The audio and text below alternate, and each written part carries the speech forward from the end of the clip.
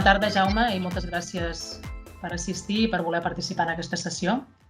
Bona tarda, gràcies a vosaltres per pensar en mi. Moltes gràcies.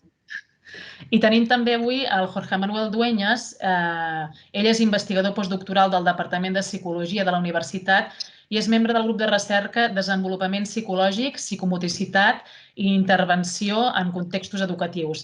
Ells des d'aquest grup, tant ell com els seus companys i companyes del grup de recerca, han fet un estudi en el que han volgut saber com el confinament ha afectat l'estat psicològic i social de les persones per poder entendre millor quina està la resposta de la població i quina podrà ser davant d'aquest tipus de situacions. També, Jorge, moltes gràcies per venir avui, per assistir i per respondre a les preguntes que et farem durant aquesta tarda. Gràcies.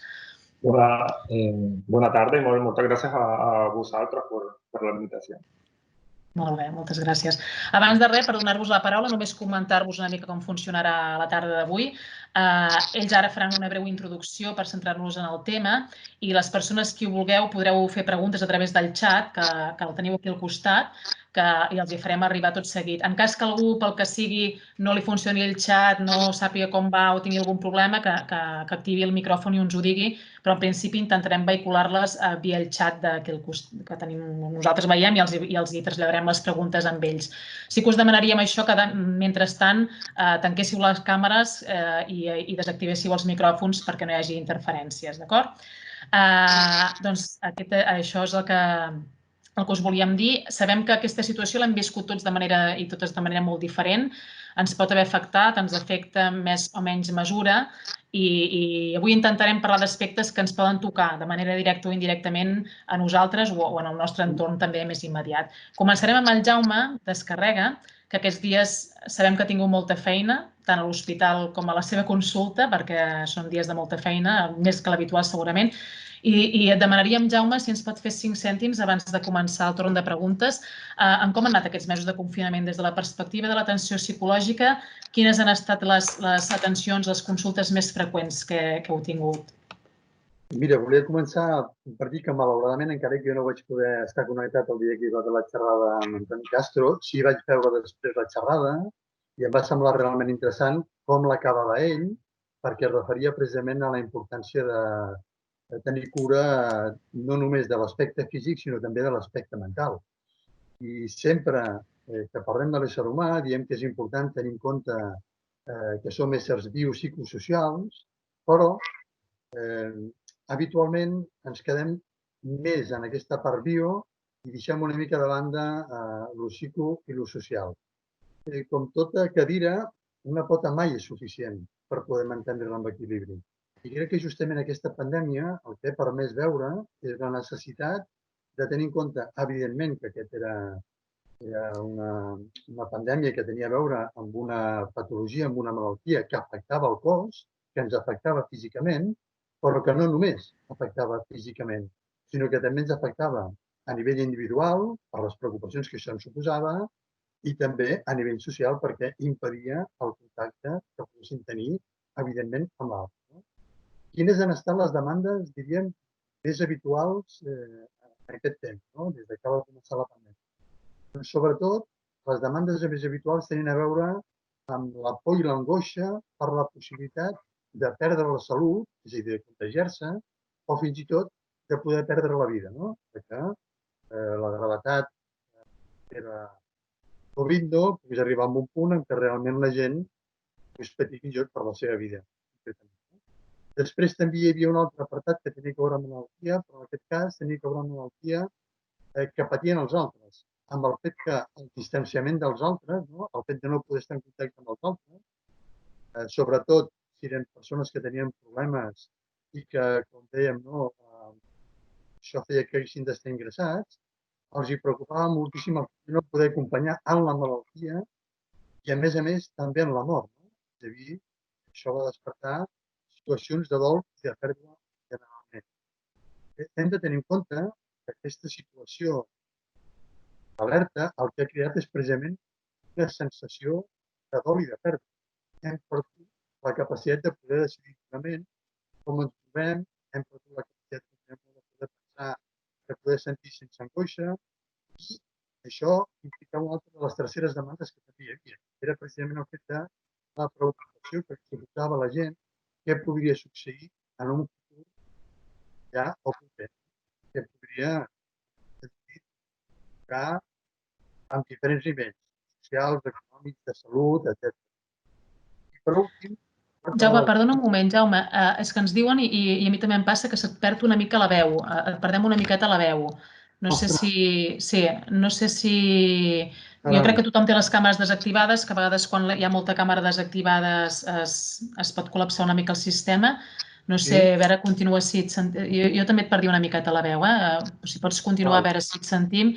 Si no, intentarem, Jorge, deixar només la càmera activada de la persona que parla per intentar veure si així ho podem millorar, d'acord?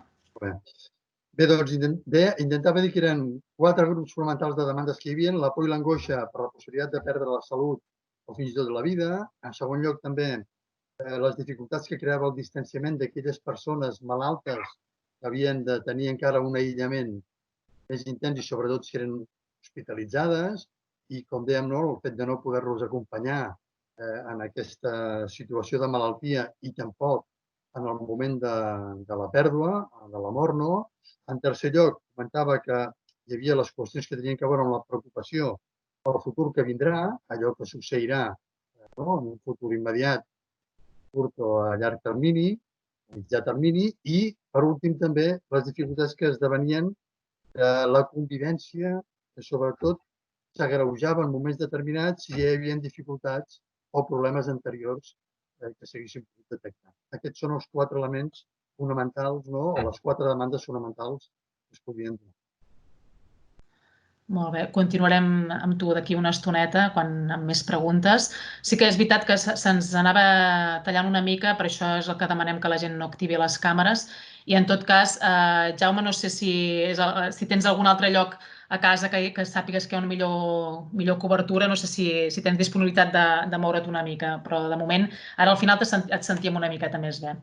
Ara parlarem mentrestant amb el Jorge Manuel. Jorge, si que et pots activar ja tu la càmera, perquè el Jorge Manuel i el seu grup de recerca han fet un estudi sobre els efectes del confinament, que el van fer durant el primer mes de confinament, o sigui, quan tots estàvem bastant descol·locats en aquell moment, i ja l'han acabat. I llavors et volíem preguntar què és el que la gent us ha transmès amb aquestes enquestes, quanta gent l'ha respost i què és el que heu pogut percebre.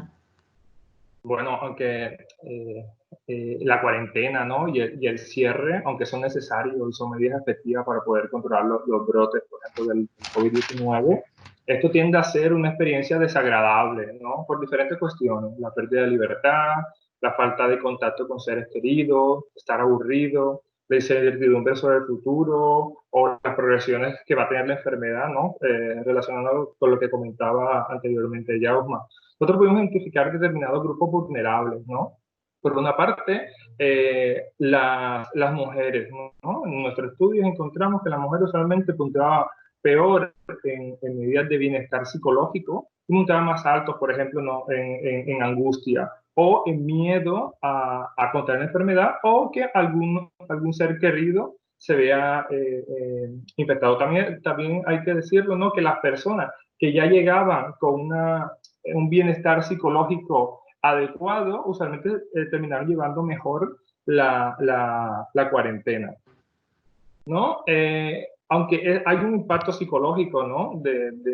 en las personas, la cuarentena, y esto a la vez puede generar unos efectos duraderos, ¿no? Eso nosotros no lo sabemos, porque lo que hicimos fue evaluar en las diferentes semanas cómo se iban sintiendo las personas. Encontramos que, por ejemplo, en la tercera semana, que fue cuando el bloqueo se cerró muchísimo más, que coincidió que era Semana Santa, ¿no? Que había unas personas que salían a trabajar, y tuvimos 15 días o 2 semanas que fue más dura, ¿no? la cuarentena. En este caso, las personas puntaron peor en todo el cuestionario. Después que pasó esta semana, la cosa se comenzó a estabilizar mucho más, ¿no? Nuestros estudios, por ejemplo, van en la línea de lo que han encontrado otros estudios de la misma magnitud con muestras más o menos similares. Nosotros entrevistamos a 2.500 personas. Un estudio, por ejemplo, en China también encontraban que las personas se sentían peor, ¿no? En el momento de estar confinados en su casa sin poder salir. Y muchos reportaron sentimientos de tristeza. En Italia encontraron lo mismo, ¿no? Niveles más altos de angustia psicológica y de peor bienestar psicológico. Nosotros encontramos lo mismo, niveles más bajos de bienestar. Hasta aquí, hasta la pregunta, ¿no? Que estamos aquí para saber qué vendrá, pero en realidad hay diferentes escenarios. Por una parte, pues las personas que terminan el confinamiento y vuelven poco a poco a su vida normal, pues no tienen por qué tener ningún problema, ¿no? Sin embargo, las personas que ya venían anteriormente con determinados problemas psicológicos del bienestar, no necesariamente una patología, por ejemplo, más triste, preocupaciones por el trabajo, y que el confinamiento puede hacer que su situación sociodemográfica se empeore, pues puede tener un impacto después de unos meses, unos años después de haber terminado la pandemia. Cuidado, esto es lo que dicen algunos estudios que se hicieron en epidemias, por ejemplo, del SARS o del ébola. Sin embargo, no sabemos con qué escenario nos vamos a encontrar.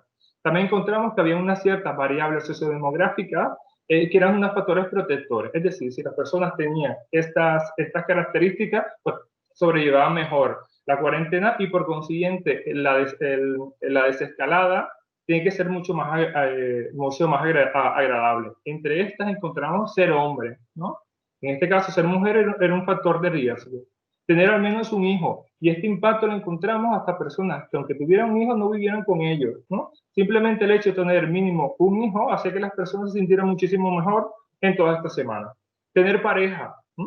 También comparamos si las personas tenían pareja y vivían con ella. En este caso, las personas casadas y que tenían una pareja estable, es decir, que vivían con ella, tuvieron mejores puntuaciones en bienestar en comparación con las personas que tenían pareja pero no vivían con ella o eran personas solteras. Por otra parte, también tener confianza en el sistema político y de salud, ¿no? De considerar que las medidas que se estaban tomando eran adecuadas, hace que las personas se sintieran más agradables. Por otra parte, tener una percepción positiva de las medidas públicas, ¿no? Que esas medidas en realidad me servían para mí para no infectarme. Tener también rutinas diarias, ¿no? Las personas que se despertaban, se duchaban, se vestían, trabajaban, tenían diferentes rutinas diarias, también mostraron una mejor adaptabilidad. Ser mayor a mayor edad, aunque las personas a mayor edad también sentían mayor preocupación por infectarse o por miembro de su familia se infectara, era un factor protector.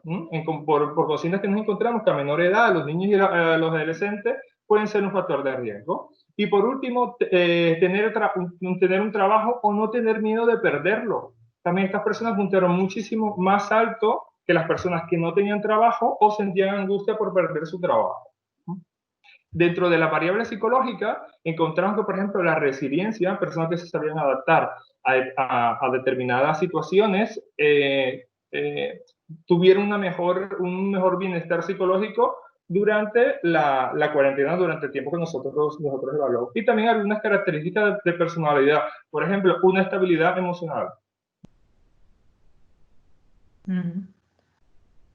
Molt bé, Jorge. Doncs aquesta introducció ha servit per conèixer els resultats d'aquest estudi, no? que han respost 2.500 persones. Ara començaríem amb les preguntes. Us continuem demanant, sisplau, que tanqueu les càmeres a excepció dels dos experts. Et preguntaríem, hi ha una pregunta que ens fan. Jaume, no sé, hem d'aprendre, ens hem de començar a mentalitzar, ens pregunten d'una nova manera de relacionar-nos entre les persones i ens han dit que aquesta distància social d'aquest metro i mig, 2 metres, entre persones familiars, etc., pot anar per llarg. Com hem d'encarar, com hem d'afrontar, com hem de fer front al fet de saber que potser fins d'aquí molt temps no podrem tenir aquest contacte en el que estem tan acostumats? Clar, primer de tot, pensar que no sabem el temps que durarà. És a dir, si tenim ja aquesta idea predisposada que això serà per molt lluny, això pot ser que encara ens angoixi més en moments com aquests, no? Fixeu-vos que la setmana passada es deia que semblava que sí que hi hauria un rebrot i que seria molt greu, i des de l'OMS, no?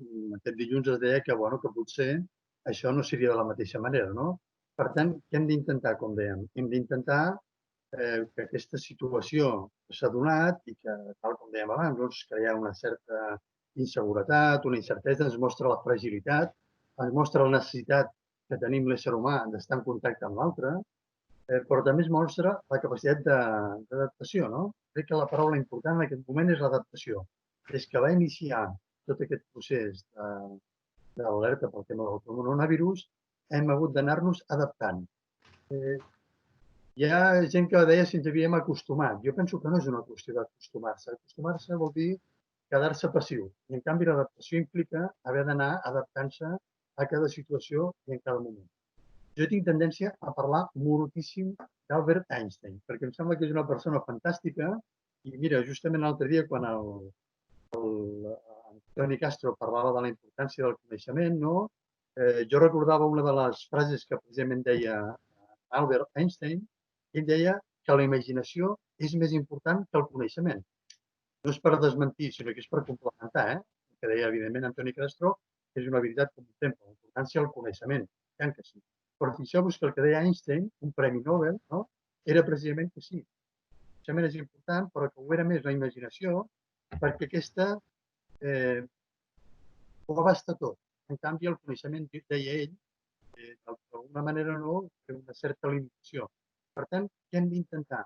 Hem d'intentar buscar maneres que ens permetin sentir que això que en un moment determinat, a nivell ideacional, no? Els nostres pensaments són recurrents i que són que pensar que les coses aniran a pitjor o aniran malament, els nostres sentiments, les nostres emocions, no? Ens fan sentir tristesa, pena, ràbia, frustració, malestar, angoixa, no? Tota aquesta mena de sentiments que evidentment s'han donat, intentem adonar-nos, no?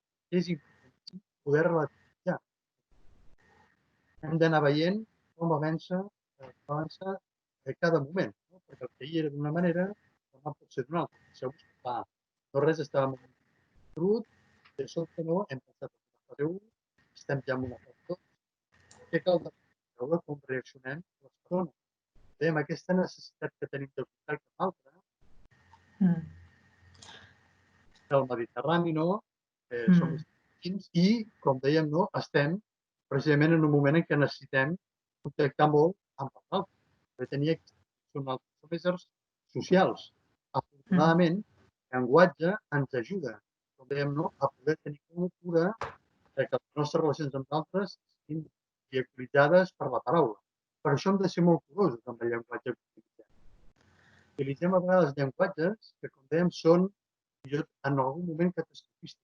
Sí que si a nosaltres, el Col·legi Oficial de Psicologia, des que va començar tot el confinament, hem intentat fer un esforç molt gran per donar recursos possibles, guies del confinament sobre el tema del vol. Jaume, perdona un moment, és que mira com hem provat abans i se sentia perfecte, vull dir, no teníem cap problema d'àudio, estava tot provat perquè se sentís bé, però és veritat que et costa una mica de seguir perquè se't talla molt. No sé si traguessis també, ja sé que és molt trist ja que no ens puguem veure del tot, però jo crec que és millor poder-te també seguir, ni que sigui per àudio, tancant la càmera i provem a veure si podem seguir una mica més perquè ens està costant una mica. Si et sembla, continua i ho provem així perquè era una mica difícil de seguir-te. A veure ara si pots continuar. Ens explicaves que des del Col·legi dels Psicòlegs també havíeu fet aquestes recomanacions.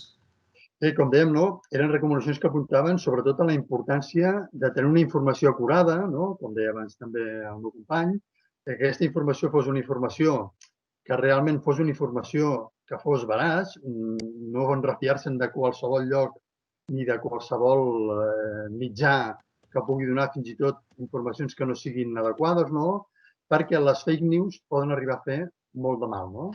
Llavors, per això plantejàvem, és importantíssim, com dèiem, aquesta capacitat d'adaptació. I si parlava d'Einstein fa un moment, hem parlat d'un altre filòsof, encara que se'l coneix més, per ser un actor i el creador d'un art marcial que es deia el Jeet Kune Do, que era Bruce Lee. Ell precisament va inventar un art marcial, però aquesta art marcial anava afegida... Ui, algú s'ha deixat la càmera oberta. Sí, ara tenim un àudio obert. Sí. Digues, Jaume, ja està. Sí. No, deia que justament Bruce Lee va plantejar una proposta filosòfica que deia alguna cosa així com Be water, my friend. Segur que tothom el coneix perquè va ser un anunci que es va fer, i que es va fer molt famós a partir d'una entrevista que li van fer temps abans de morir. Ell el que deia és que ens hem d'adaptar a les situacions, que les situacions en si no són el que és complicat, sinó que és com nosaltres les entenem i les podem interpretar. Per tant, sobretot és importantíssim poder veure de quina manera ho fem. Molt bé. Així ens va molt millor. Hem acordat pel xat, que em sap molt de greu no poder veure la cara, després al final ja us tornareu a posar tant tu i el Jorge, però la veritat és que ens és una mica difícil seguir i sense la càmera se sent molt bé. Jo crec que l'important també avui que puguem seguir el contingut. Per tant, ens sap greu perquè ja us comento que ho havíem provat, però la tecnologia és el que té també i ho haurem de fer així. Mira, Montse, justament és Sí. un exemple de la importància de l'adaptació que estàvem comentant ara, no? Exacte. Davant d'una situació que pot ser complicada, hem de buscar aquelles eines d'aquella manera que ens permeti poder tirar endavant. I tornant amb Einstein, ell té un escrit, que suposo que molt coneixerà, en què parla de les crisis, i parla de la crisi com una benedicció, i un pot dir, aquest senyor s'ha begut l'enteniment, no? Ell deia que precisament les crisis és una benedicció perquè el que permeten, és que l'ésser humà utilitzi la inventiva, la imaginació, pugui fer descobriments, pugui buscar bones estratègies, i ell planteja que qui supera les crisis es supera a si mateix. Per tant, com dèiem, la capacitat d'adaptació és fonamental en aquest cas. Molt bé. De moment hem superat la crisi de l'àudio, ja és important també. Continuem amb les preguntes perquè ens estan fent arribar les preguntes pel xat. Recordem a la gent que esteu connectats que us podeu anar preguntant a través del xat, tant el Jorge com per tu, qui vulgui respondre. Hi ha una pregunta que ens fa la Marta Camarero, que ens pregunta en relació a l'educació. És un tema que aquests dies se n'està parlant molt. El dilluns han de tornar alguns nenes i nens a les escoles i professors també, i docents, professors i professores. Com cal preparar des d'aquesta perspectiva també aquest retorn a les aules? Han passat d'estar a casa tancats, anar sortint a poc i ara hi ha aquesta tornada a les aules d'ara i després la que se suposa que hi ha d'haver una vegada torni a començar el curs al mes de setembre, no sabem ben bé com. Com es pot afrontar aquesta preparació? Amb la dirigeixes amb algun concret o...? Si la vols contestar tu mateix i Jorge després si vols afegir alguna cosa, sí. Molt bé, mira, en el mateix sentit, és a dir, igual que ens va costar adaptar-nos al fet de poder confinar-nos i que semblava que seria un gran problema, hi ha hagut, com dèiem, eines que ens han permès poder passar aquest temps de confinament, i sobretot, quan diem eines, ens referim a l'àmbit de les xarxes socials, Quan abans dèiem que som éssers socials i que necessitem del contacte a l'altre, què hauríem fet si no haguéssim tingut les xarxes socials en moments com aquests? Hauria estat el mateix? Hauria estat pitjor? Què hauria succeït? Sabem que, per exemple, el tema de posar horaris per intentar, com dèiem, tenir hàbits, organitzar-se d'una nova manera, ha suposat una certa dificultat per a totes les famílies. Primer, perquè no tothom té la mateixa disponibilitat tecnològica. Això per un costat, Aquesta és una qüestió que marca les diferències importants també a nivell social i això ens ha de fer pensar i tenir en compte que, com dèiem, aquestes diferències socials hem d'intentar escurçar-les al màxim possible, perquè si no, això serà un problema real, Clar, igual que ens vam tindre que adaptar, com dèiem, amb aquesta qüestió d'adaptar-nos a les xarxes i a la possibilitat de fer, com dèiem, videoconferències, o via web o per intranet, com hem fet, per exemple, a la universitat, sabem que molta gent està una mica cansada i cremada, de tant de Zoom. Dic el Zoom perquè és una de les eines que s'ha fet servir molt habitualment, Però, com dèiem, és important que sapiguem que les xarxes, com tot, és una eina necessària i imprescindible.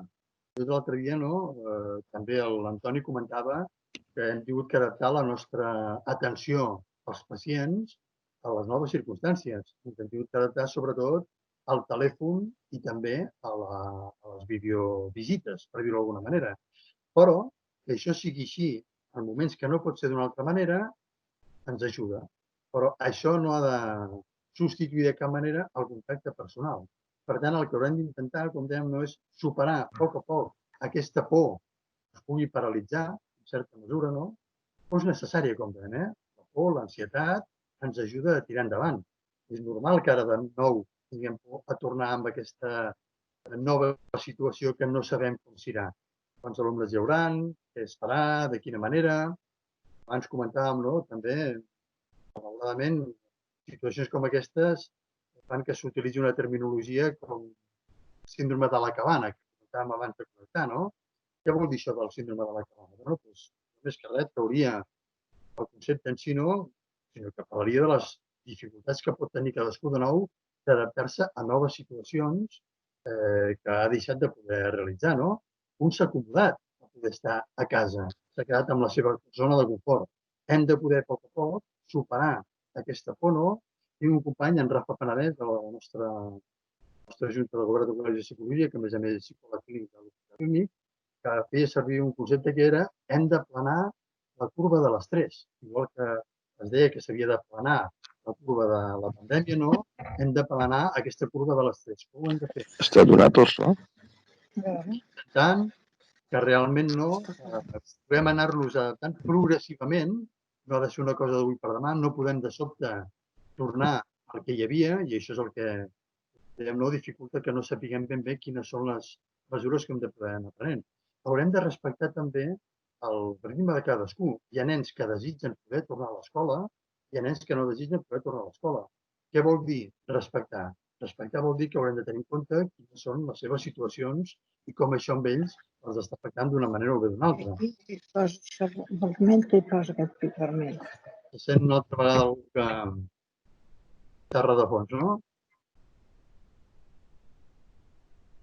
Bueno, estava dient doncs, que haurem de poder veure, com dèiem, com ens anem adaptant en funció de cada situació i de cada nen en concret, no? Però és evident que també pels pares aquesta situació ha creat una situació de dificultat gran perquè molts pares han continuat teletreballant i, com dèiem, la convivència en moments determinats es pot fer difícil. Dèiem abans, és important que puguem anar adaptant-nos amb aquesta nova situació i això de la nova normalitat no m'agrada gaire, el de la nova normalitat.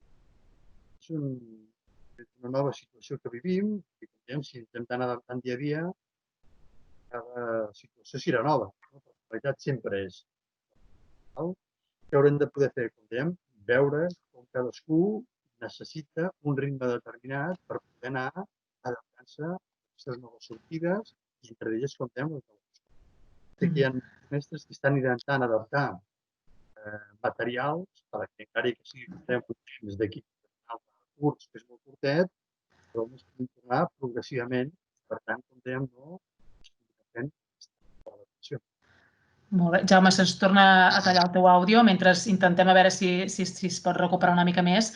Li preguntarem una pregunta que és pel Jorge, després ja farem una altra que tenim més endavant, que pregunta la Natàlia en l'enquesta que vau realitzar, en la que van respondre 2.500 persones, quines eren, no sé si teniu identificades, Jorge, dèieu dones i homes, les franges d'edat que es considera que poden patir més angoixa o més tristesa.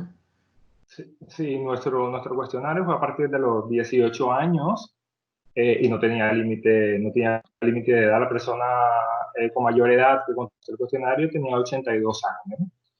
Más o menos la media de edad creo que estuvo en unos 40 y 42 años. En este caso, las personas a menor edad pues tenían peores puntuaciones en todos los cuestionarios de bienestar psicológica, ¿no? Nosotros preguntamos sobre la satisfacción con la vida, la autoestima, la resiliencia, ¿no? Y sin embargo, en los aspectos negativos puntaron más alto.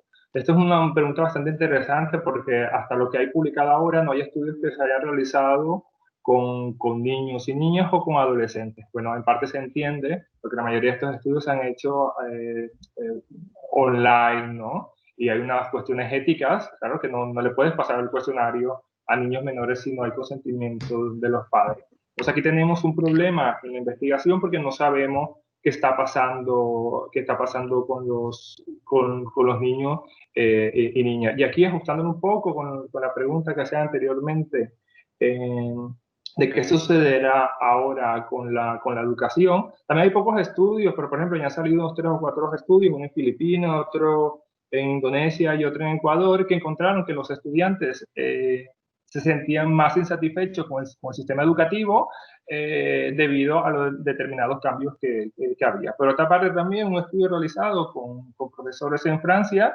encontró que el profesorado se sentía peor valorado por su trabajo, sentía que tenía muchísimo más control por el trabajo que estaba realizando, que tampoco se sentía valorados y valoradas y quemados en el trabajo. Entonces, aquí nos encontramos un problema, ¿no? Por una parte, un personal docente desgastado y quemado, ¿no? Muchos han tenido que darle su número de WhatsApp a los padres y a los estudiantes, y nos encontramos que a veces, bueno, hacen videollamadas a un sábado a las 10 de la noche, a las 11 de la noche, en el cual la vida personal del profesorado se ha juntado un poco con el trabajo. Entonces, ¿qué nos espera al regreso a clase? Yo revisando un poco lo que hay hasta ahora, lo que hasta ahora publicado, primero es centrar, ¿no?, a la comunidad educativa en un sentido común y no en miedo al contagio. Es decir, tomar las precauciones sin tener un miedo excesivo hacia el contagio. ¿Y cómo se logra esto? Pues con sentido común. Por otra parte, también no se pueden tomar medidas genéricas, ¿no?, el mismo modelo para diferentes realidades, ¿no? No es lo mismo, no sé, un instituto privado con un instituto con alta complejidad, ¿no? Tenemos realidades totalmente diferentes y el sentido común que nos diría que antes de ir a clase deberíamos hacer un diagnóstico de cómo está mi aula, ¿no? Sin embargo, también entiendo que el profesorado está cargado de cada vez más trabajo y esto puede hacer, ¿sabes?, que la carga laboral sea aún más alta. Pero en teoría, y según lo que hay publicado hasta ahora, lo correcto sería hacer un diagnóstico local, un trabajo entre el personal directivo, los docentes y también la familia, y poder adaptar a mi realidad, ¿no?, donde está mi instituto y el tipo de estudiantado que yo tengo. Moltes gràcies, Jorge. Bueno, intentarem a veure si Jaume ara se sent una miqueta millor. Anem a la pregunta que ens feia la Neus una miqueta abans. Aquestes diferències, aquests factors de risc que ens comentava el Jorge, que tenien també a veure amb l'edat, la Neus ens pregunta aquesta sortida del confinament i aquest retorn de la recuperació dels espais públics dels infants i els adolescents que s'estan començant a recuperar. Fins ara hi ha hagut també parcs tancats. S'està recuperant a poc aquesta normalitat o nova normalitat que no ens agrada gaire. Hi ha una part també que és important i que també se n'ha parlat aquests dies de les seqüeles que pot tenir tot això, de com es pot treballar, més enllà d'aquesta adaptació que ja l'hem anat fent tots una mica com hem pogut, com es pot treballar per superar les seqüeles que pot tenir, jo entenc que infants i adolescents i gent que per circumstàncies vàries ha patit aquesta situació amb càrregues de diferent tipus. Com es pot treballar, Jaume, per superar aquestes seqüeles? Clar, primer caldria veure, com diem, quines són les seqüeles que hi ha, d'acord? Ho dic perquè hi ha estudis que plantegen la situació com a molt catastrofista, diria jo, no? I que el que plantegen és que realment hi ha una confusió entre el que es pot entendre com a simptomatologia, no?, de coses que poden haver sorgit en aquest moment de confinament, símptomes que podem haver patit, tots, diferenciar del que seria un trastorn. És a dir, quines seqüeles hi poden haver? Doncs, evidentment, les afectacions que hagin deixat amb cadascú haurem de poder mirar de quina manera les podem treballar. Per això és importantíssim, i això en ocasions, a vegades, els adults tenim cert paternalisme amb els nens, no? Intentem protegir-los fent nosaltres per ells. Hem de poder intentar, com dèiem, que realment els nens puguin expressar amb la seva veu allò que senten, necessiten, demanen, els hi preocupa. I en ocasions els adults posem paraules amb el que haurien de poder posar paraules els propis nens, no? Llavors hem d'intentar que aquestes situacions es puguin verbalitzar. Freud, el pare de la psicoanàlisi, jo que treballo com a psicoanalista, no deia que no hi havia cap altre mitjà més adient que unes poques paraules bondadoses com el millor dels medicaments que hi podien haver, no? Paraules bondadoses, entre cometes, no? Però és veritat que és necessari poder posar-li paraules a les coses. Hem pogut anar veient al llarg de tota aquesta crisi que aquesta situació que ha creat angoixa, si un se la queda, si un la reprimeix, si un no és capaç de poder compartir-la, deixa les seqüeles. També Freud deia que allò que no es pot expressar, com dèiem, després retorna d'una altra manera i pot retornar d'una manera molt més inesperada i molt més greu, amb una sintomatologia. Dèiem que augmenti la seva intensitat i augmenti la seva freqüència i llavors es pugui convertir realment en una possible patologia, en un possible malestar molt més intens. Per tant, la primera de les recomanacions és poder posar paraules a les coses, poder permetre que l'altre tingui aquest mitjà de la paraula per poder transmetre quines són les seves inquietuds i les seves angoixes. Els nens tenen preguntes que fan, i a vegades tot això ha passat amb el tema de l'amor. Els nens demanen què és això de l'amor. A vegades... Jaume, les teves respostes, perdó, la que passen de 2 minuts es tallen. Per tant, com que haurem d'intentar-les anar tallant i més breu, però fins ara t'anàvem seguint i se començava a tallar pel fet de poder posar paraules a les coses, ens comentaves, i poder respondre al que els nens i nenes pregunten. Era això que ens estaves explicant. T'ho dic perquè comença bé, però al cap de 2 minuts es talla. Llavors, el que intentarem fer respostes més breus i la reprendrem, aquesta la reprendrem, i mentrestant passem amb una que li fan al Jorge relacionada amb el seu estudi, en què ell ens pregunta l'Edgar, que evidentment per un tema també dels accessos a les noves tecnologies, si havien pogut aconseguir una mostra prou representativa per franges d'edats avançades, perquè amb el confinament la gent gran que no té accés a internet possiblement no hagi pogut respondre a aquest estudi i segurament, ens comenta ell, és un col·lectiu digne d'estudi, ja que molts d'ells també viuen sols. No sé si aquesta franja d'edat més avançada l'heu pogut tenir una mostra prou representativa, Jorge. Sí, bueno, en realidad tenemos una muestra bastante heterogénea y personas mayores, ¿no? Por ejemplo, por encima de los 65 años, pues tenemos una muestra que podemos comparar con el resto de edades. Es verdad que a medida que se va incrementando la edad íbamos perdiendo un poco la muestra, ¿no? O sigui, teniu gent gran també que resposa a aquesta enquesta? Sí, bueno, la persona de mayor edad, como te decía, que no contestó el cuestionario, tenía 81 años. 81 anys, d'acord. Sí. Bueno, y aparte también que, bueno, ahí creo que es un poco entre todos, ¿no? De hecho, nosotros pensábamos que entre las personas mayores de 70, 80 años, íbamos a tener muy poca muestra. Sin embargo, nos encontramos que las personas no contestaban, ¿no? Seguramente, como decía, llevamos un factor de adaptabilidad, ¿no? En estar sola y necesito comunicarme, pues bueno, ya alguien me explica y lo voy haciendo, ¿no? Aparte también un poco de adismo, ¿no? Porque nos podemos encontrar personas con grandes habilidades no tecnològiques a major edat. D'acord. Jaume, provarem, a veure, tenim 2 o 3 preguntes més, provarem a veure si podem seguir bé. Ens pregunta el Jordi Giramer si vosaltres considereu que, malgrat les dificultats, creieu que caldria fer un esforç i assumir alguns mínims riscos associats en aquest esforç per poder recuperar activitats culturals i presencials conscients que porten aspectes comunitaris i d'altres tipus que no són substituïbles, com podem veure amb aquesta sessió avui, amb activitats online. Com a éssers socials, necessitem aquestes activitats o podem trobar alternatives? Ens pregunta. Clar, tinc la sort d'haver compartit amb en Jordi Giramer un projecte fantàstic durant molts anys, que han estat els fòrums de teatre que hem fet precisament aquí a Tarragona, organitzats per l'Ajuntament de Tarragona i pel Col·legi Oficial de Psicologia.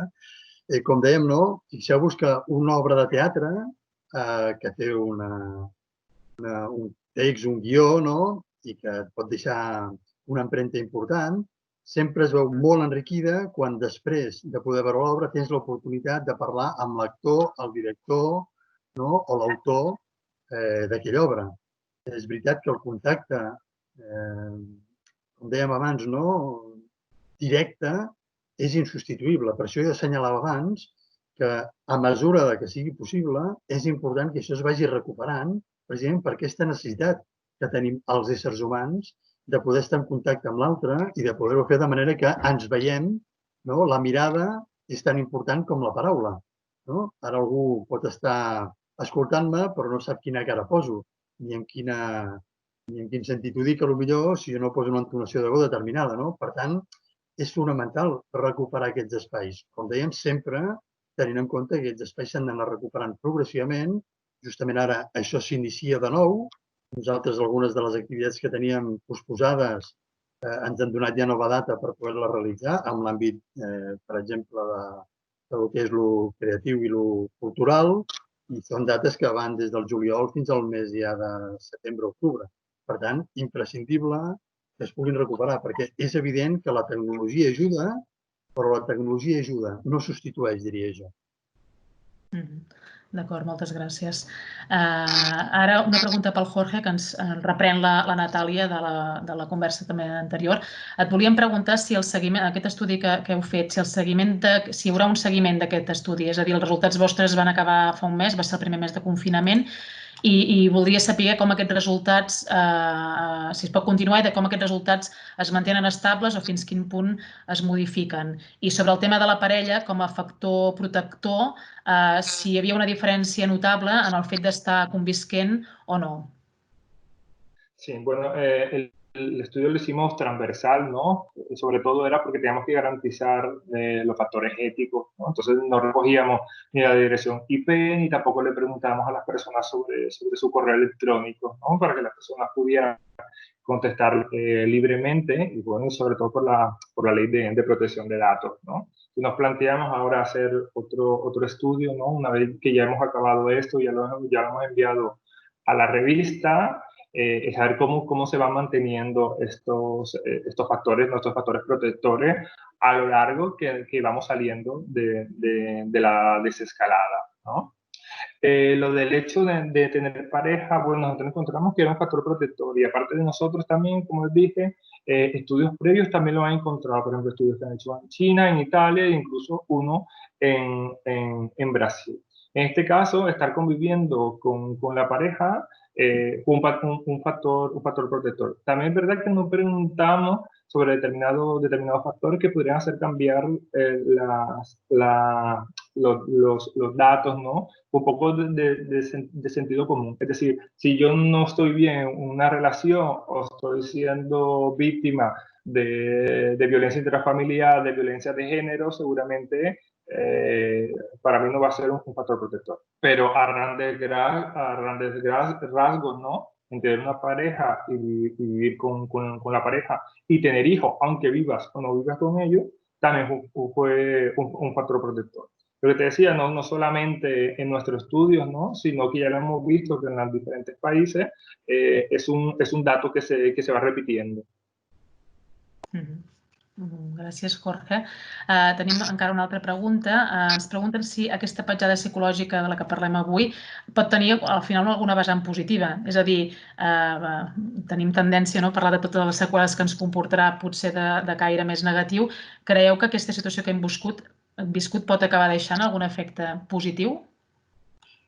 Jo crec que l'està deixant ja, és a dir, la capacitat de cohesió per part de la societat, no? Per mantenir majoritàriament, perquè sempre hi ha, evidentment, excepcions, majoritàriament fer un esforç per poder, com dèiem, seguir les indicacions sanitàries, crec que és un element imprescindible. La capacitat de suport que s'ha fet, donant, com dèiem, aquest suport d'una manera explícita, per exemple, als professionals sanitaris o amb totes aquelles persones que estan ajudant, siguin personal de neteja, siguin personal a nivell de farmàcia, personal fins i tot de transports, que són imprescindibles. Sabem tots de la importància d'aquest suport que s'ha donat cada dia a les 8 de la tarda. Per això hem vist que això ha mostrat la capacitat de l'ésser humà de poder fer pinya. Justament nosaltres que vivim en terra de castells sabem que la pinya és l'element fonamental perquè el castell pugui pujar dret i es pugui mantenir. Per tant, tots aquests elements són elements que reforcen. Einstein mateix deia aquesta qüestió que nosaltres som arquitectes del nostre propi destí. Som nosaltres qui hem de poder dirigir cap aquí. I aquesta capacitat de l'ésser humà que hem tingut per poder donar resposta ha de poder permetre veure com la societat ha estat capaç de treure aquells elements també positius. I aquí estava aquesta qüestió de la creativitat, també, de com els nens han buscat mil i una maneres de poder explicar als seus pares quines coses volen recuperar. Ens ha fet recuperar coses que havíem perdut absolutament. Coses com les converses a l'hora de sentar-te en una taula, els jocs de taula, diferents activitats compartides, la capacitat, com dèiem, de buscar maneres de contactar amb l'altre. Tot això són elements que ens han aportat aspectes positius. Però, com dèiem, també hem de tenir en compte que l'ésser humà té una memòria molt efímera. El que hem guanyat ho hem de poder mantenir, no? I això és l'esforç que hem de poder continuar fent ara, no? Veure si això que hem guanyat serem capaços de poder-ho mantenir. Hi ha una altra pregunta per tu, Jaume, que de fet n'has fet referència ara parlant de la creativitat també, però també ens pregunta la Natàlia com proposes treballar la imaginació, que n'has fet referència, tant a nivell familiar com a nivell clínic. Clar, a nivell clínic, com dèiem, hem tingut que reinventar-nos. Nosaltres que som els psicòlegs en general, que treballem sempre amb la paraula, com dèiem, ha sigut una qüestió que ens ha sigut difícil de poder anar veient com, de poder estar amb el cara a cara, hem hagut de passar, com dèiem, amb el telèfon en moltes ocasions i en altres, com dèiem, amb les videovisites. Hem anat readaptant-nos en funció de què? De la necessitat i de les possibilitats de l'altre, com dèiem. I a nivell d'aquesta creativitat i imaginació, a vegades es considera que l'avorriment és un aspecte negatiu. La pregunta que feia també abans l'altra companya, no? Però fixeu-vos que el tema de l'avorriment, igual que pot ser un aspecte negatiu, justament l'avorriment fomenta encara molt més aquesta imaginació i aquesta creativitat. Hem d'estar pendents de tot allò que pugui sorgir en un moment determinat, no? Per poder saber què és el que proposa l'altre perquè això sigui així. Hi ha hagut un munt de propostes, com dèiem, lligant diverses preguntes que s'han fet avui, no? En relació amb el tema cultural. La cultura és un element imprescindible a la que tampoc hem sabut donar-li fins ara el pes que realment havia de tenir. La cultura ens ha permès, com dèiem, veure obres de teatre, veure música, veure i escoltar música, concerts, no? Ens ha permès veure noves sèries, ens ha permès, com dèiem, fer diferents xats amb persones que et poden explicar coses al voltant d'aquestes qüestions, no? Justament ara és el moment per dir tot això que hem pogut plantejar. Tu abans parlaves també del SICUR. Nosaltres, per exemple, des del SICUR, conjuntament amb el FICBI, un altre festival que s'organitza des de Vila-seca, hem plantejat, durant aquest temps de confinament, que els curtmetratges es puguin veure en obert durant tot el temps de confinament perquè les persones puguin gaudir-ne. Una mare, que també és mestra alhora d'un institut, em deia que li havia servit moltíssim el fet de veure determinats curts conjuntament amb els seus fills per poder parlar després de diferents temàtiques. I quan ara parlàvem de com fomentar aquesta creativitat, n'hi ha un dels curts, un curt d'animació que va guanyar una de les edicions del SICUR, que es diu Alike, que va d'un nen que va a l'escola i que li interessa molt pintar i la música. I en canvi a l'escola s'encaparren amb donar-li continguts acadèmics d'una manera determinada. Aquest curs serveix per veure com, si ens adaptem i escoltem què és el que ens demana l'altre, sobretot els adults, els pares i els mestres i la societat, això pot permetre que aquesta creativitat es vegi encara molt més fomentada. Molt bé, Jaume, gràcies. I ara tenim una pregunta més. Si algú vol fer alguna pregunta encara seríem a temps d'entrar una última, si no tenim alguna altra per tancar. Pregunten al Jorge, l'Omar. Hem anat parlant durant la tarda, però si li vols donar alguna recomanació per ajudar-los a sobreposar l'angústia i l'estrès que algunes persones els ha causat el confinament. Hem anat parlant, però no sé si tens alguna cosa més a banda d'aquesta adaptació que la creativitat que comentàvem, si tens alguna recomanació més concreta que poguessis fer. Sí, bueno, sobre todo es anteponer el sentido común ante la angustia, ¿no? Y poder identificar las creencias irracionales. Usualmente la mayoría de las personas no podrán salir de esta situación de una manera exitosa, ¿no? En este caso, teniendo el sentido común anteponiéndolo a un miedo irracional. Por otra parte, el comenzar a volver a la normalidad poco a poco, en tener rutinas, en poder hacer actividad física, tener unos horarios, por ejemplo, para irse a la cama, comenzar a tener cada vez más contacto con otra persona, teniendo en cuenta el sentido común ante el miedo irracional. Por otra parte, también poder identificar, ¿no? Ahora es un momento de bastante cambios, ¿no? Muchas personas han perdido su trabajo, otras personas tienen angustia por saber cómo estará la economía, qué sucederá, en fin. Una de las cosas que usualmente se recomienda para mejorar el bienestar psicológico, ¿no? Es hacerte como una serie de tablas con tu proyecto de vida, ¿no? Que quiero conseguir yo dentro de un año, ¿no? A lo mejor hay determinados tipos de actividades que pueden servir para que las personas puedan salir de ese estrés. No sé si t'he contestat, Marc. Molt bé, si no ja ens ho comentarà pel xat, jo crec que sí que li has pogut respondre. Jaume, també es pregunta la Pilar, com podem donar suport a través de la paraula a persones que tenim a prop, però que tenen instal·lada aquesta angoixa o que s'han instal·lat aquí a l'angoixa i que moltes no volen sortir de casa? Com els hi podem donar suport? Clar, i així com abans deia que no hem de psicopatologitzar les coses, és a dir, que hi ha coses que en aquest moment són normal, que hi ha determinades emocions, pensaments que hem de poder acceptar i que hem de poder reconèixer, com deia el Jorge, no? I això permet que els hi puguem donar una certa sortida. Quan aquests pensaments o aquests sentiments s'instal·len, ho dic per la paraula instal·lat, que feia servir en la seva pregunta, s'instal·len, com dèiem abans, no? De manera molt més intensa i creant, com dèiem, no? La sensació de continuïtat amb aquest malestar, haurem de poder aprofitar en aquest moment per, evidentment, recomanar que el nostre suport, familiars, amics, companys de treball, fins i tot, pot ser important, però que és imprescindible poder fer llavors un treball psicoterapèutic. És a dir, una cosa és que no hem de patologitzar les coses, no? I l'altra és que també deixem de banda la importància de que quan alguna cosa realment s'està convertint en una simptomatologia que crea malestar amb algú, els professionals d'aquest àmbit no són els que podem treballar amb aquesta qüestió. I aquí hi ha un cert perill perquè, malauradament, a vegades es fa, tornant a l'inici del que era la conversa, no? Es fa molt ús de lo biològic i poc ús de lo psicosocial, no? I a vegades s'intenta apaivagar aquest malestar només amb la medicació.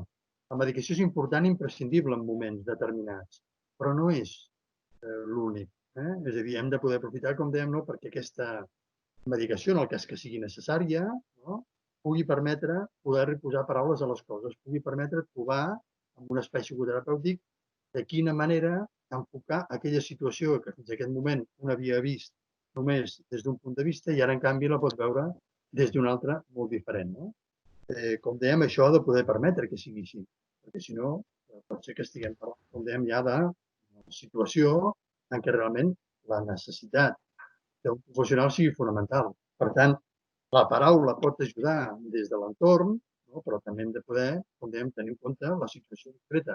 Hi ha situacions, com dèiem, de realitat increïblement preocupants. Ens en deia Jorge, quan dèiem la preocupació per part de molta població de què passarà a nivell laboral i econòmic.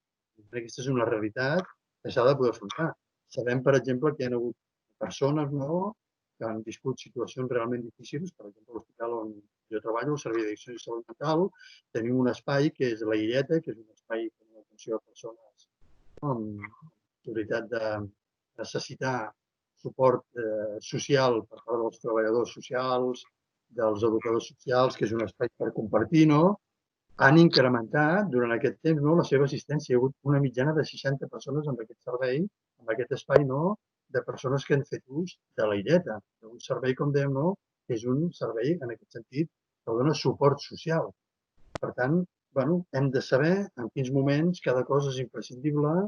A vegades, com dèiem, la paraula és suficient com a acompanyament des d'aquell que tens al costat, però hi ha moments en què això no és suficient i necessites, com dèiem, de poder recórrer als professionals sanitaris. Fins i tot això ens passa als mateixos sanitaris. Els sanitaris hem estat una de les poblacions que hem patit més estrès, sobretot aquells que han estat en primera línia, i sobretot aquelles persones que han estat a les UCIs, metges, infermers, que han estat en contacte directe amb el Covid, amb la mort, amb el patiment.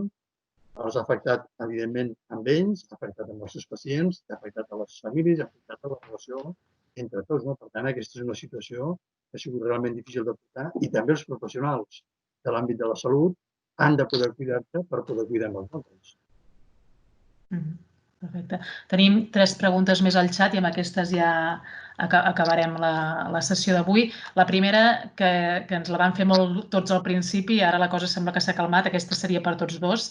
L'Edgar ens pregunta si hi ha alguna explicació psicològica d'experts com vosaltres als fets ocorreguts a l'inici del confinament sobre les compres massives de determinats productes de primera necessitat, com podrien ser el paper higiènic, les farines, etc. Podem donar-li alguna explicació amb tot això? Perquè no va passar només aquí, va passar a tot arreu. Jorge, adelante, que yo acabo de hablar y así ya me añado. Jo us ho partiu. Bueno, sí, en realidad hay una explicación y es el miedo, ¿no? El miedo hace que intentes de buscar alternativas para poder sobrevivir en el caso que suceda algo, ¿no? En el caso del papel higiénico, pues no hay una explicación psicológica, ¿no? Pero seguramente en relación a películas que nos hemos visto, ¿no? Pero en teoría, ¿no? La gente tiene ideas, por ejemplo, de guerras o de situaciones en las cuales no podemos salir de casa. Entonces, lo primero es cómo puedo yo sobrevivir ante una situación que no sé qué va a pasar, ¿no? Por esto, aunque, bueno, después nos hemos dado cuenta que la cadena de distribución en realidad siguió igual, ¿no? Pudimos ir al supermercado y comprar y en la tienda, en determinado momento, ese miedo puede ser, bueno, ¿cómo puedo sobrevivir yo en el caso que no pueda salir de mi casa dentro de un mes, ¿no? De caso, por eso es que la gente sale a comprar desproporcionadamente, ¿no? También es verdad que aquí, bueno, entra en juego determinados fake news, ¿no? De la forma como consumimos la información, ¿no? En determinado momento comenzábamos a escuchar de que comenzaban a cerrar las ciudades, que iba a ser bastante grave, que mucha gente iba a morir. Pues entonces, claro, ante este miedo de decir, bueno, si salgo a la calle, pues tendré más riesgo para poder contagiarme. ¿Cómo no lo puedo hacer? Pues teniendo las cosas básicas en casa para poder sobrevivir un mes. ¿Qué pasó? Cuando las personas se dieron cuenta de que no necesitaban acopiar tantos víveres, esto ya cambió. Sí, jo crec que no gaire més a afegir. És a dir, quan aquesta por es converteix en descontrol emocional i a nivell ideacional, les conseqüències, com dèiem, és un passar a l'acció de manera incontrolada també, que fa que llavors s'intenti compensar allò que no és compensable, no? A més, tal com hem pogut comprovar, no va haver-hi aquesta situació de perill en cap moment, però la gent va tenir aquesta necessitat de poder acumular per no sentir-se que no podien després trobar les diferents qüestions que necessitaven per sobreviure, no? És com si tinguessin la sensació que la capacitat de sobreviure passava també per aspectes que tenien que veure amb allò que tenia que veure amb l'alimentació, la neteja, coses d'aquest estil. Perfecte. Passarem a les 2 darreres preguntes. Abans només fer un apunt que ens fa el Jordi Giramer quan ha preguntat abans sobre les activitats presencials culturals. Jo crec que ho hem entès bé, però farem aquest apunt que ens fa ell, que ell es referia de recuperar activitats presencials amb les màximes mesures de protecció i seguint les normatives i frenar el virus com una de les prioritats, com la prioritat, vaja, i ho volia aclarir perquè no hi hagués cap malentès. Jordi, crec que t'hem entès, però està bé. No, i tant, enteníem que, com dèiem, que ella es referia a aquesta qüestió. Per tant, sí, jo penso que en aquest moment que això pot avançar, per tant, és imprescindible que sigui una eina més per tornar a aquesta situació de compartir amb l'altre i amb la cultura, com dèiem. Perfecte. Ara sí que anem a les 2 últimes preguntes. Una que coincideix que aquesta setmana just hem començat els 10 dies de dol oficial i hi ha moltes famílies que han perdut persones properes, no se n'han pogut acomiadar. Com se'ls pot ajudar a tancar aquest dol? Clar, aquesta ha sigut una situació realment complicada perquè, com dèiem, no és només la pèrdua d'aquesta persona, sinó que, a més, és una pèrdua que no pots ni tan sols fer el ritual que acostumem a fer per poder acomiadar-nos de la persona estimada, no? Fins que no va començar la fase 1, això era impossible. No podíem ni tan sols, com dèiem, no només acompanyar, sinó tampoc acomiadar-nos d'aquestes persones. Algunes persones que venen a l'hospital o que venen a la consulta plantegen aquesta qüestió de he tingut una pèrdua important, què passarà quan ara me'n doni compte que realment això és així? Perquè, clar, ara era una mica algo virtual, però hi haurà un moment en què me'n doni compte que la realitat és així de dura i em colpejarà, no? Per tant, els processos de dol, com dèiem, s'han de poder acompanyar, podem posar aquesta escolta que dèiem ara i, sobretot, en aquest cas, des dels professionals, i aquesta sintomatologia, com dèiem, s'agreuja, perquè el procés de dol, com dèiem, necessita d'una elaboració.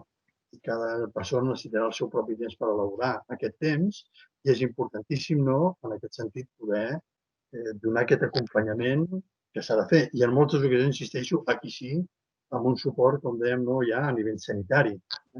Jo en algunes ocasions, com dèiem, tal com comentàvem abans, el suport farmacològic pot ajudar mentre es va treballant, com dèiem, aquesta qüestió d'acceptar aquesta pèrdua i aquest dol viscut. Jorge, no sé si vols afegir alguna cosa més en referència a aquest dol diferit que haurem de fer. Sí, bueno, por la misma línea que decía Yauma, el duelo no es más, ¿no? De esos rituales culturales que tenemos para poder ir sanando, ¿no? Esa herida que deja el saber que no vamos a poder ver más a esa persona, ¿no? En realidad, cuando comenzamos a hacer el duelo, cuando hacemos los rituales, encontramos con familiares, con otras personas que conocían a la persona difunta, hablamos de esa persona, ¿no? Hacemos un ritual, el funeral, en fin. En este caso, muchas personas no tendrán la oportunidad de hacer este ritual. Pero bueno, una de las grandes formas que usualmente cuando personas que mueren en guerra o personas que pierden familiares que son difícilmente de conseguir el cuerpo, lo que se aconseja es que hagan un ritual paralelo, ¿no? Que igual se reúna la familia, que hagan una ceremonia. En el caso de las personas religiosas, que hagan un rito religioso en relación a cada religión de las personas y de esta manera poder comenzar a elaborar el duelo. El hecho de que ya no puedan estar en el funeral no quiere decir que no puedan hacer ese ritual que en cierta parte es el inicio del duelo. I fins i tot, perdona, per afegir, aquest ritual que comentàvem ara és un ritual que en el seu moment no s'ha pogut fer presencialment, però s'ha pogut fer a nivell, com dèiem, simbòlic, fins i tot amb videotrobades, escoltant música, podem posar, com dèiem, coses que tinguin a veure amb aquella persona, fotografies, però aquest ritual també, en ocasions, és important reprendre'l presencialment un cop sigui possible fer-ho, encara que s'hagi fet d'una manera, aquesta necessita el contacte amb l'altre. Jo, malauradament, havia tingut l'experiència d'haver d'anar amb un funeral, i precisament el que es veia en aquesta situació era la necessitat de la gent d'estar presencialment, era en un espai obert, permet que hi hagi més gent, era en un camp de futbol, i això ha permès que cadascuna de les persones que tenia ganes pogués intervenir en aquell moment d'una manera emotiva i expressant tots els seus sentiments en aquesta situació. Molt bé, ara sí que ja acabarem amb la darrera pregunta. Potser hi haurà alguna de les coses que ja s'han dit, però com que sí que podem acabar amb una mica d'optimisme perquè ve l'estiu. I a la Natàlia, pregunta tu, Jaume, i també Jorge, si vols afegir després alguna cosa, com podem enfocar aquest estiu que ens ve ara amb tot el que hem viscut. Si teniu alguns consells o recomanacions per intentar passar l'estiu que ens ve el millor possible. I amb aquesta pregunta sí que donaríem per tancada ja el torn de preguntes.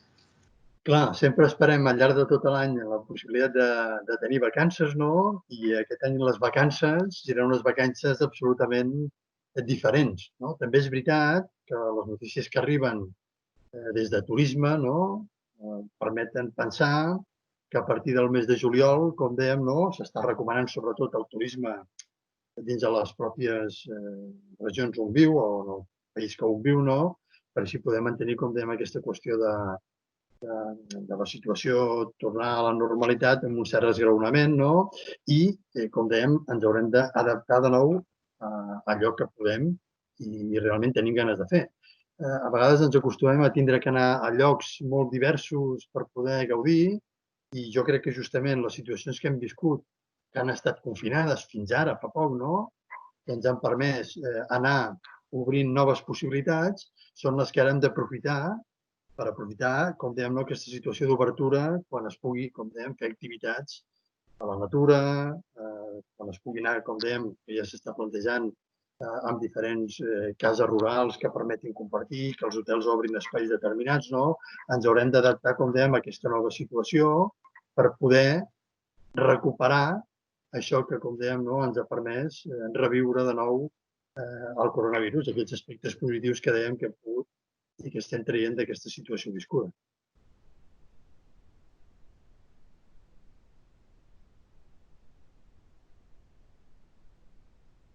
Que no tenia el micro activat, perdó.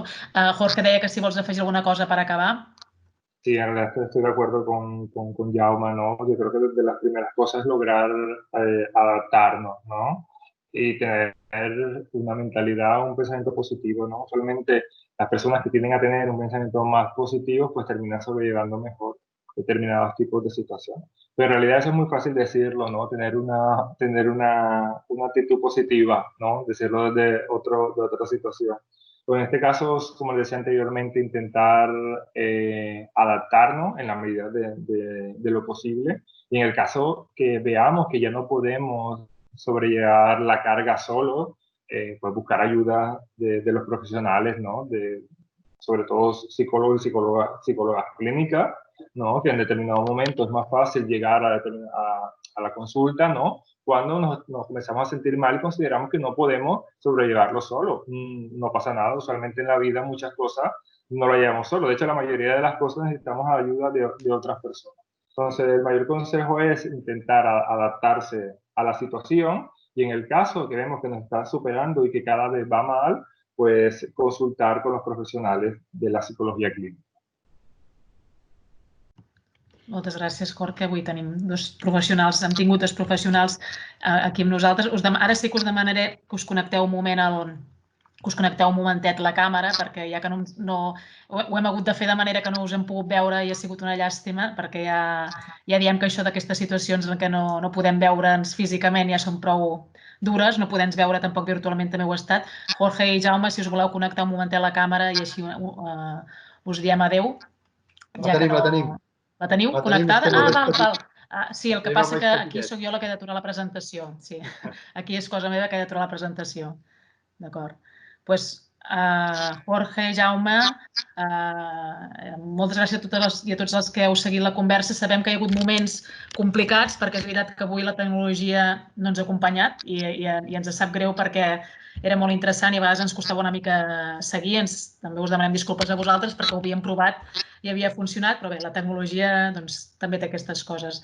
Moltes gràcies als que heu preguntat, als que ens heu seguit. D'aquí 15 dies farem una nova sessió d'aquest cicle que organitzem junt amb el Campus Extens i la Unitat de Cultura Científica d'un altre tema relacionat amb com ens afecta la Covid des de diferents perspectives i esperem continuar també a poder parlar amb vosaltres en una propera ocasió. Moltes gràcies per assistir en aquesta sessió.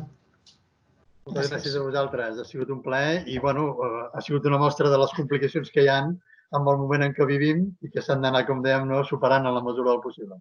Gràcies. Exacte. Gràcies. Gràcies. Molt bé. Gràcies. Adéu.